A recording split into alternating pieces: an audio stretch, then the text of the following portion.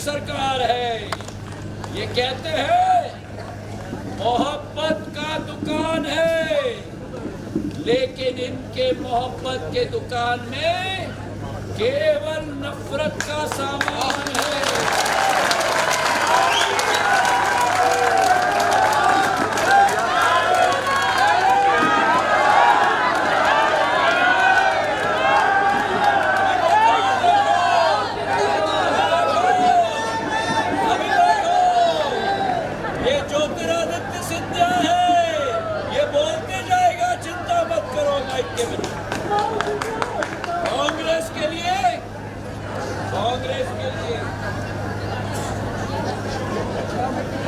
कांग्रेस के लिए केवल कुर्सी दिखती है, और इनके नेताओं में जब कुर्सी दिख जाए तो आंखों में चमक आ जाती है, चमक।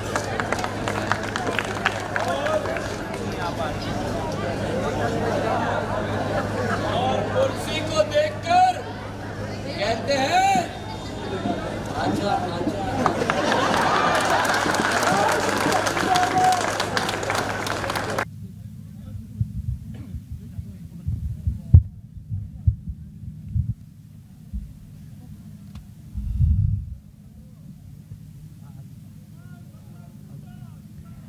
मंच पर आसीन मेरे साथ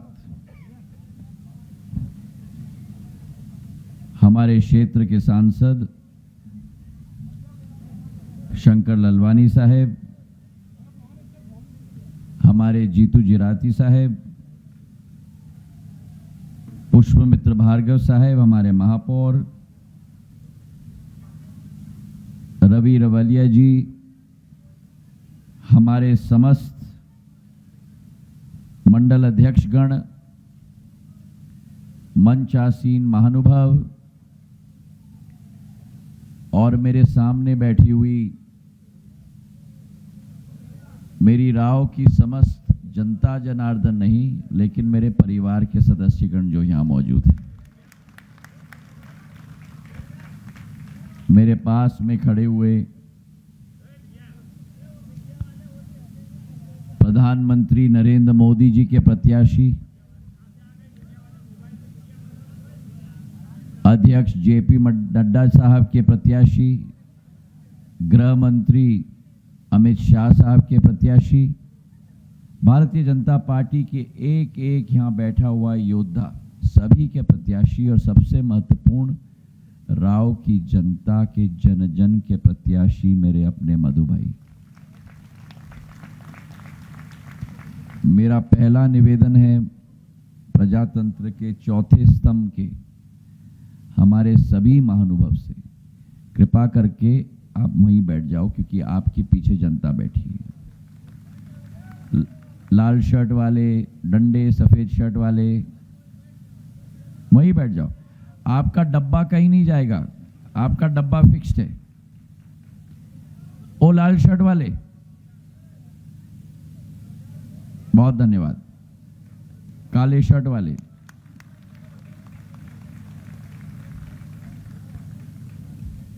आज पूरे ग्वालियर चंबल संभाग एवं मालवा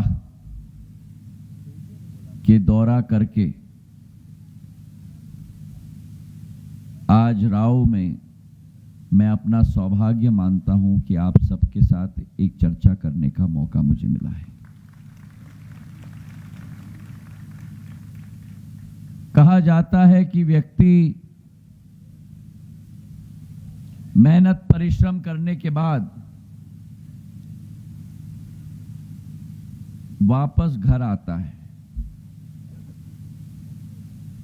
इंदौर और इंदौर जिला सिंधिया परिवार के लिए सदैव घर रहा है। इस शहर के साथ, इस क्षेत्र के साथ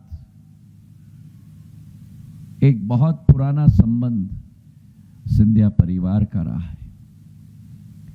महाराष्ट्र से जब मराठा सेना निकली थी, 3 बड़े सेनापति मराठा फौज के, छत्रपति शिवाजी महाराज के फौज के, मालवा के प्रति अग्रसर हुए थे। पहले सेनापति सिंधिया परिवार के, जिन्होंने उज्जैन को अपनी पहली राजधानी बनाई। राणोजी महाराज, महाजी सिंधिया की भी पहले। और कई लोगों को यह भी नहीं मालूम है कि जब राणोजी महाराज ने उज्जैन अपनी राजधानी बनाई, जिस महाकाल के मंदिर में आप और हम जाके दर्शन करते हैं, उस महाकाल के मंदिर को पूर्ण रूप से खंडित करके, तोड़ के, लिंग को कुएं में फेंक के 500 वर्ष इल्तुतमिश गया था। राणोजी महाराज ने उस लिंग को कुएं से निकालकर दोबारा महाकाल का मंदिर, जो आज आप और हम दर्शन करते हैं, राणोजी महाराज ने बनाया था। आज देश का 12 ज्योतिर्लिंगों में से सबसे प्रभावित ज्योतिर्लिंग अगर कोई है तो हमारे महाकाल का मंदिर है। और देखो संयोग संस्कृति का, अध्यात्म का, धर्म का, कि जिस मंदिर को सिंधिया परिवार के वंशज ने बनाया, आज उसी मंदिर में महाकाल लोक इस कमल के फूल वाले, निशान वाले राष्ट्रवाद के दल ने बनाया। तो उज्जैन में शिंदे की राजधानी, देवास में पुआर, हम पवार कहते हैं, पुआर की राजधानी, और इंदौर में होलकर राजवंश की राजधानी। और आज इस मां अहिल्याबाई की नगरी को मैं नमन करता हूं, जिस मां अहिल्याबाई ने भारत की संस्कृति और भारत की विरासत और भारत की एकता और अखंडता बनाए रखने के लिए अपना पूरा जीवन समर्पित किया। आज मैं मधुभाई के लिए आया हूं।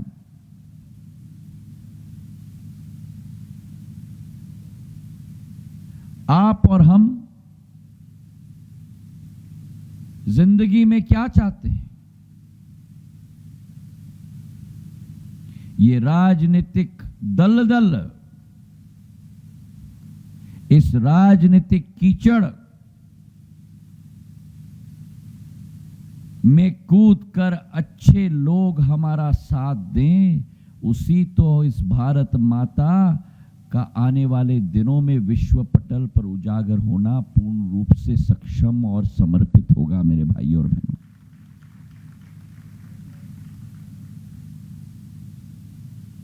राजनीति बहुत बदल गई है। ये राजनीति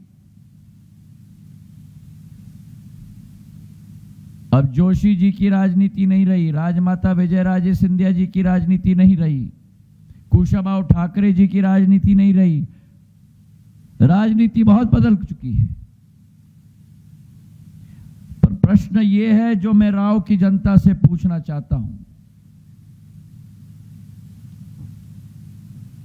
क्या आप राजनीति को आपको बदलने के लिए स्वीकृत करोगे, या क्या आप देश की राजनीति को बदलोगे? अगर आप देश की राजनीति को बदलना चाहते हैं, अगर आप साफ सुथरे व्यक्तियों को अपना नेतृत्व देना चाहते हैं, अगर आप राव के प्रगति और विकास के मार्ग को प्रशस्त करना चाहते हैं, अगर आप प्रधानमंत्री नरेंद्र मोदी जी के नेतृत्व में मां भारती के झंडे को विश्व पटल पर उजागर करना चाहते हैं, तो मेरे भाई मधु वर्मा जी से आपको कोई अच्छा आदमी नहीं मिलेगा। मेरे भाई और बहनों, राजनीति की सीढ़ी इन्होंने पग पग मेहनत मशक्कत अपने शरीर के एक एक पसीने के बूंद से सिंचित करके चढ़ा है। एक एक पग पर आपका विश्वास जीता है। एक एक पग पर उस विश्वास पर खड़े उतरने के लिए अपना जी जान समर्पित किया है। मैं तो कहूंगा कि आपके पास एक नवरत्न है, राव की मेरी जनता, एक नवरत्न है। इस नवरत्न को आपने ही तराशा है। जैसे किसान बीज को खाद और पानी देता है, अगर एक वट वृक्ष के रूप में मधु वर्मा जी आपके सामने खड़े हैं, तो ये आपका ही बीज है, आपका ही बच्चा है, आपका ही भाई है, आपका ही परिवार का सदस्य है, जिसे आपने खाद और पानी देकर सिंचित करके इस मंच पर खड़ा किया है। दूसरे तरफ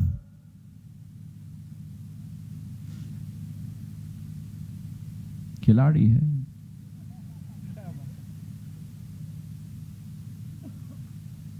कब कहां से अंदर आ जाए, कब कहां से बाहर चला जाए, किसकी क्या स्थिति करे, भगवान ही मालिक है।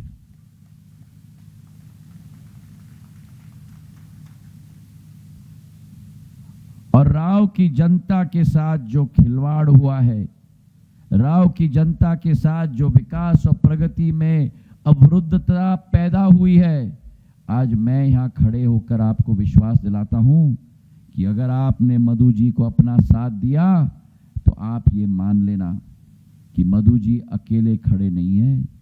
मधु जी के साथ ये भारतीय जनता पार्टी की पूरी सेना खड़ी है।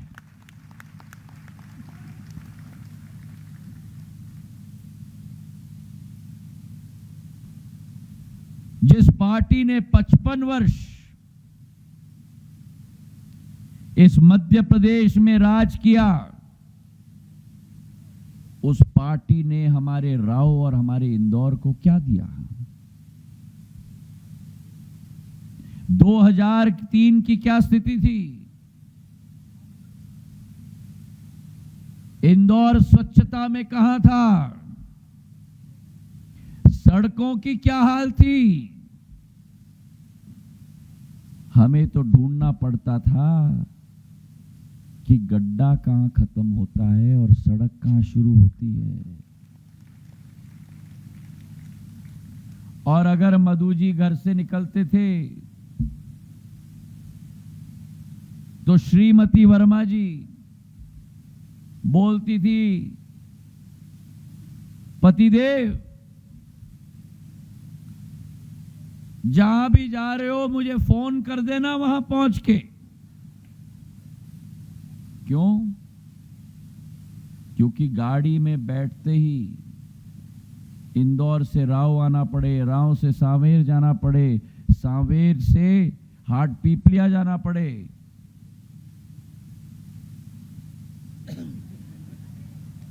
सही है कि नहीं?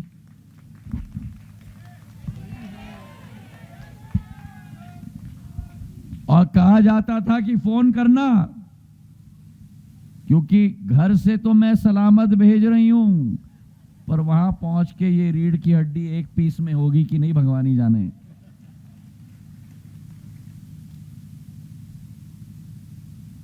जिस मध्य प्रदेश में 44,000 किलोमीटर की सड़कें थी, आज उसी मध्य प्रदेश में 5 लाख किलोमीटर की सड़कें बन गई हैं। और आप राव की सड़कें देखो, इंदौर की सड़कें देखो, ये अगर किसी की देन है तो ये कमल के फूल की देन है।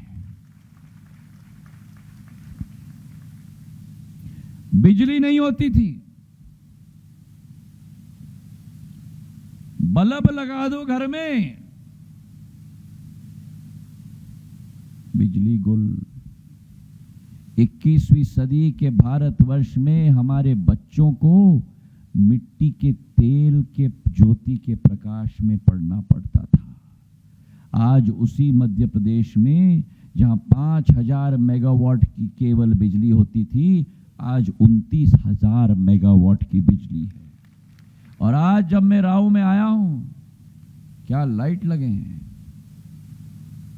इनके घर में, क्या सुंदर दीपावली की तैयारी हो रही है। आज राव में बल्ब भी है, ज्योति का प्रकाश भी है, और अब तो आपके पास ज्योतिरादित्य भी है।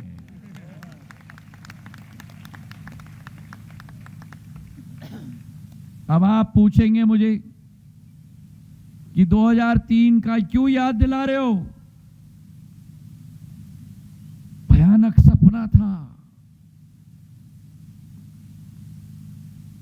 मैं इसलिए याद दिला रहा हूं क्योंकि राव के मतदाताओं में से 30% मतदाता का जन्म भी 2003 में नहीं हुआ था।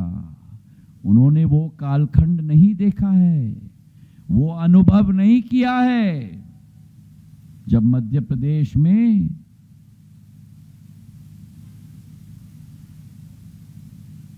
एक जोड़ी थी, बड़े भाई, अरे बोलो मेरे साथ राव की जनता, बड़े भाई, सुभान अल्लाह, क्या जोड़ी है। आज भी वैसे ही दिखते हैं। कॉम्प्लीमेंट दे रहा हूं मैं दोनों को, जैसे 40 साल पहले दिखते थे। इन शब्दों का प्रयोग मत करो, मेरी राजनीति का एक स्तर है। आज मध्य प्रदेश में 2018 में ऐसे ही मंचों से ऐलान किया था किसान का कर्जा माफ होगा, ये होगा, वो होगा।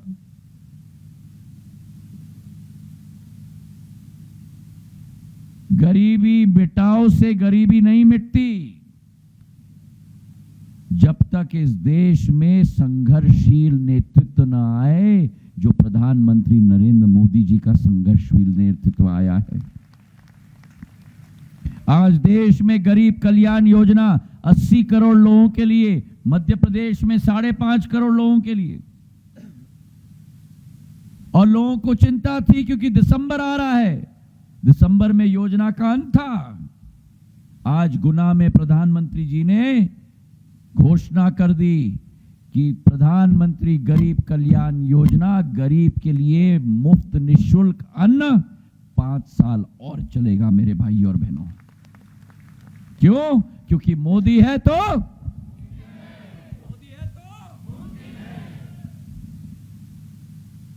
प्रधानमंत्री आवास योजना देश में 11 करोड़, मध्य प्रदेश में 44 लाख, और आज गुना में प्रधानमंत्री ने घोषणा कर दी कि आज के बाद जो आवास योजना बनेगी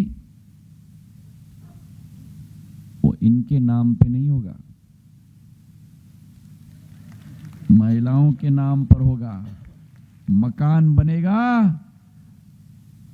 तो उस मकान की मालिक घर की गृहस्थी महिला होगी। ये मान सम्मान और पहचान प्रधानमंत्री जी ने दिया है, और इसलिए कहा जाता है कि मोदी है तो आज प्रदेश में शिवराज सिंह चौहान जी ने लाडली बहना योजना शुरुआत की है। हर महिला के खाते में पहले 1000 रुपया, आज 1250 रुपया। मेरी लाडली बहना यहां कोई बैठी है क्या?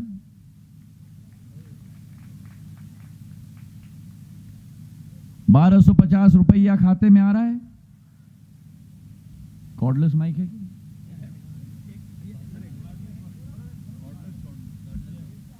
आ रहा है खाते में? मेरी लाडली बहना हाथ उठाओ। आप उठ जाएंगी बीच में? आप उठ जाइए ना। वहीं आपके खाते में आ रहा है, हर 7 तारीख को आ रहा है, 1250 आ रहा है। अब आप मुझे बताओ, भविष्य में आना चाहिए क्या? चाहिए? आना चाहिए, आगे भी आना चाहिए। कमलनाथ जी ने तो कह दिया, जब 1000 रुपए कहा तो बोले अरे शिवराज जी का 1000 मैं 1500 दूंगा। अरे कांग्रेसियों, अगर आप नहले हो तो भाजपा कमल का फूल नहले पे दहला है, दहला। शिवराज जी ने कह दिया, शुरुआत में 1000, फिर 1250, 1250 से 1500, 1500 से 1750, 1750 से 2000, 2000 से 2250, 2250 से। अरे आप लाडली बहना कब से बन गए? मुझे लगता है नहीं, हिसाब नहीं, मुझे लगता है इनको भी खाते में चाहिए। अपने पत्नी और अपने बहन के पास जाइए। 2250 से 2500 से और 2750 से।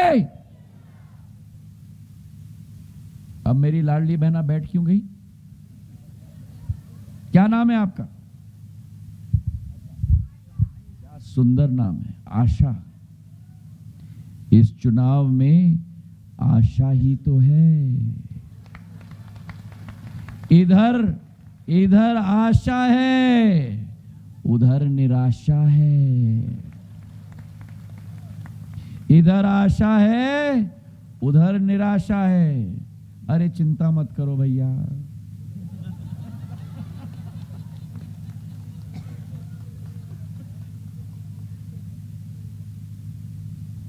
जिन्होंने कांग्रेसियों को धूल चटा दिया, उनमें क्षमता है माइक के बिना भी बोलने का। अब आशा जी 1250 मिल रहा है, आगे भी मिलना चाहिए, मिलना चाहिए, हाँ आगे भी मिलना चाहिए। तो मेरा निवेदन है, कान खोल के मेरी लाडली बहना सुन ले। भगवान न करे, भगवान न करे, अगर कांग्रेस की सरकार आई तो आपका 1250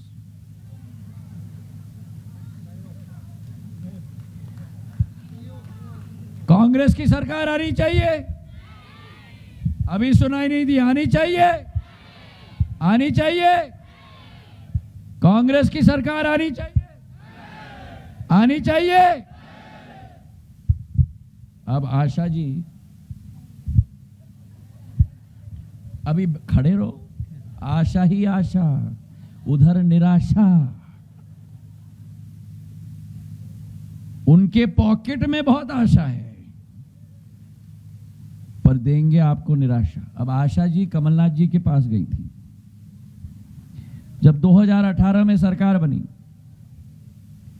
और आशा जी ने कमलनाथ जी से कहा, कमलनाथ जी, अरे आप बैठ खड़े हो गए फिर यार, अरे चौथे स्तंभ डंडे वाले। आशा जी ने कहा कमलनाथ जी से कि महिलाओं के लिए कुछ करो, तो कमलनाथ जी ने बोला, बहना तिजोरी खाली है। निराश होकर आशा जी घर वापस आ गई। 2020 में जब हमने सरकार बदली, आज जब आशा जी शिवराज सिंह जी के पास गई और बोले भैया हम महिलाओं के लिए कुछ करो, तो जहां वहां कमलनाथ जी ने कहा, बहना तिजोरी खाली है, शिवराज भैया ने बोला, बहना तिजोरी तुम्हारी है।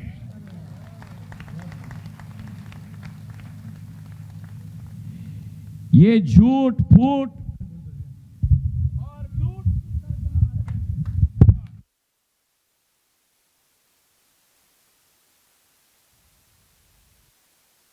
लूट की सरकार है। ये कहते हैं मोहब्बत का दुकान है, लेकिन इनके मोहब्बत के दुकान में केवल नफरत का सामान है।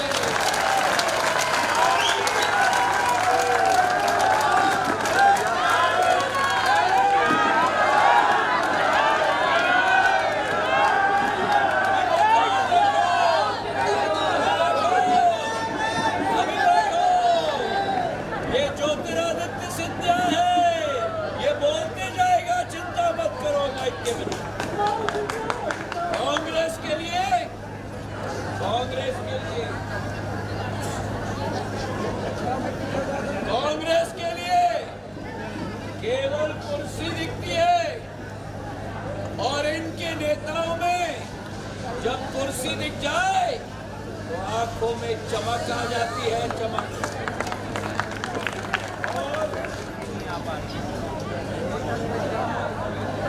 और कुर्सी को देखकर कहते हैं आजा आजा।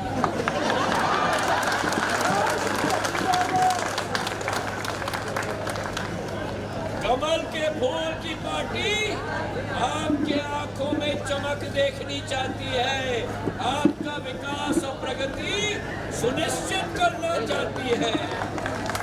17 तारीख को मेरे मधु भाई के नाम पर एक एक वोट डलना चाहिए।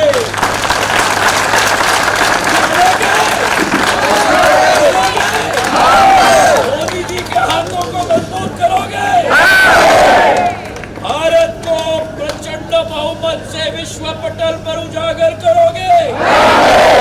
17 तारीख को मतदान केंद्र में जाना, बटन दबाना, कमल के फूल पर ठका ठक